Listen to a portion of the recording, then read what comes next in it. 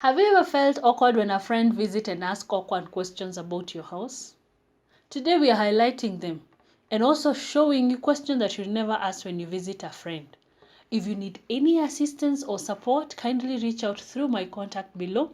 My name is Rechael Mbugwa. Welcome to Heart Clinic. Subscribe, comment, and let's talk. It's okay to comment on a friend's house when you visit, as long as it's within the boundaries. Today we are looking at the house boundaries and why they should not be crossed. This serves to help people when visiting friends to avoid causing unnecessary frictions. Your apartment or house is very beautiful, spacious, and cool. Up to this point, this is just an appreciation, which is very good. However, if you proceed to ask, have you bought it or is it rented and how much is it? This becomes a bit uncomfortable because the person who is asking unconsciously is calculating the host value. This is what runs in their mind. If you can afford to buy a house worth 2.5 million, how much do you earn? If you can afford to rent a house worth 80,000, how much do you earn? It helps them to put a value tag on the host, which is really bad, and that's where we say you've crossed the border, the boundaries. Others will ask, oh, you have a beautiful TV. How much was it? Which brand is it? And the moment you tell them the value of a TV, they keep asking, putting in addition to the value of the house, the appliances that are in the house, then they have a value tag in you. I'm not saying it's wrong to appreciate beautiful houses, but it is important that you evaluate your motive. If you only wanted to appreciate the beauty, then cost does not matter. Amount does not figure out in your conversation. What will only comes out is appreciation. You have a beautiful house. I love your house. Oh, that's a nice seat. Oh, that's a nice couch. That is the far as appreciation goes. Anytime you combine appreciation with the value, in your mind subconsciously, you're looking for a value tag to put onto the host. And that's where we say you've crossed the boundaries. Number 2, do you have a vacant or a vacant house or apartment here? Then what's wrong with this question? Before you saw the apartment, you were never interested, or there was no need to know whether there was a vacant or not. And most likely, the following question will be, how much does it cost? Which goes back to the addressing the first question I said. You're looking at a value tag. If this person can live in a rented house worth this much, how much do they earn?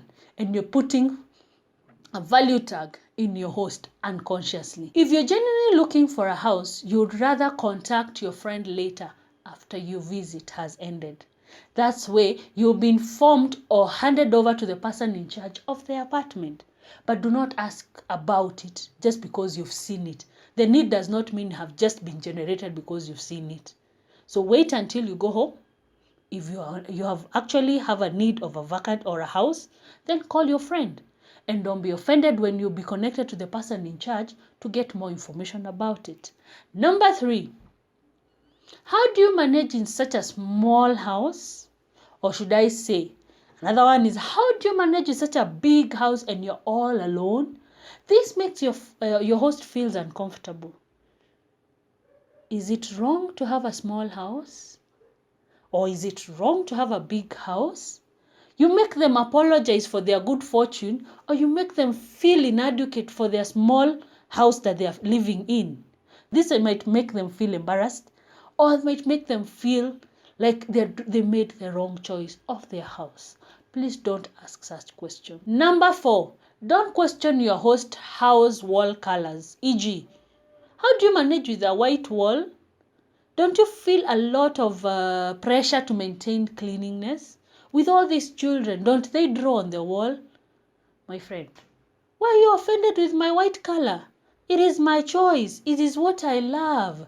Please don't question. And if I've painted pink on one side, yellow on the other side, blue on the other side, don't question my choice. It is my preference and it is my house.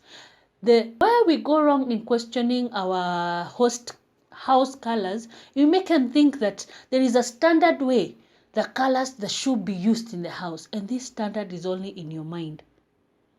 Did anyone question which color is in your house? So why are you bothered with someone else's house? That is very wrong to ask someone. Why did you choose to paint white? Why not yellow? Yellow is your preference. White is my preference.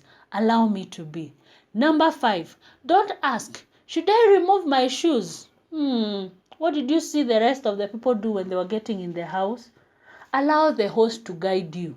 If there is need to ask, see first what the host is doing. If they remove their shoe, remove their shoe. We say when you go to Rome, you do as what the Romans do. Don't start questioning. Oh, they're not dusty. Oh, I've not even stepped out, just out of my car. Do as the host is doing. This will help you have an easy time even in hosting. Number 6, don't criticize everything in your friend's house. How comes you can't arrange your house in this order? How comes you can't put the couch on the other side? How comes your TV is facing right? How comes you didn't check the windows are on the other angle? You're not a manager in this house. This is your friend's house. Allow them to be.